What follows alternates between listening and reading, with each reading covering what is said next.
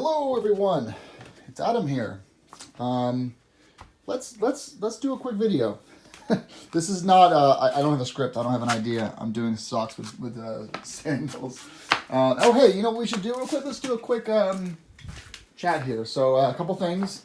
I have an area now in the basement for all of my tech gear, a nice foam mat. So when I get home, everything that I have with me, 5 cameras, the helmet, the battery backups all get put here, gloves, and then my sister's helmet there. Oh, Porter's coming down. Hi, Porter. And then I have hanging off of my server rack, I've got my 2 suits, and then the climb suit will goes up on this little rack here. Also, the Pirelli Scorpion Rally STRs are in. These are my tires to go on after the TKC 80s. These things have a 149 mile per hour speed rating, the TKC 80s being bias ply or 99 mile per hour rated. So a lot more comfort on the street, a lot less noise on the highway at high speeds, and hopefully better gas mileage. But you've got some nice sips here for water tracking, and then you've got some deep grooves that are off-centered to hopefully eat up some mud. So I hope these are a good compromise for me, given that my miles are 50-50 on and off-road. Yes, I want to show you guys the bike, actually, because I just put... Hi, buddy. Hi, Porter. All by myself, I put on 2 springs. Shocks. Yeah, because the shocks have springs. Here's the bike. Loaded up. Taking it... we're going camping. Well, I am tonight. So 2 days, just 50 miles away. No big deal, just 50 miles away from home. The bike is completely loaded up.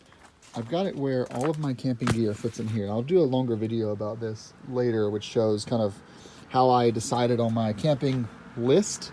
And everything here is basically going to be with me on the 2 weeks of Trans-Labrador. Yeah, it's a lot of stuff. But it's all in one bag, so I can park on the road and then walk back into the woods with just this on my back. It's also a backpack, and go camping. So that's going to be great. And right now, I don't even have the panniers full. They're not even stuffed anymore. So I'm getting better about packing. Underneath this is just 1 gallon of water. For the Translab trip, it'll be 1 gallon of water and 1 gallon of fuel under there. Sergeant seat is on. It's fixed after the warranty thing's a little side to side, but it doesn't move anymore as much as it used to. So really is much better off than before. Okay, so I did a ride this morning, and the shocks are incredible. Just amazing. I mean, I've got so much weight here, and it doesn't sag like it used to. It doesn't feel floaty anymore. It was the single best upgrade for my riding style. And I haven't even ridden off-road yet. This is just around town with me weighing 240 and 100 pounds or so of luggage. You don't even feel it. It's really incredible. So rear shock is on. I haven't even adjusted the rebound or the compression yet, or the high-low damping. And then we have our adjustable damper, also not really configured yet, sort of in stock form. And then we also have the front Touratech shock. Everything's plug-and-play ESA. We have, let's see if I can show it to you. Got this awesome tube here, mounted underneath, not going anywhere. That is the oil reservoir. So pretty excited about that. So let's go back inside.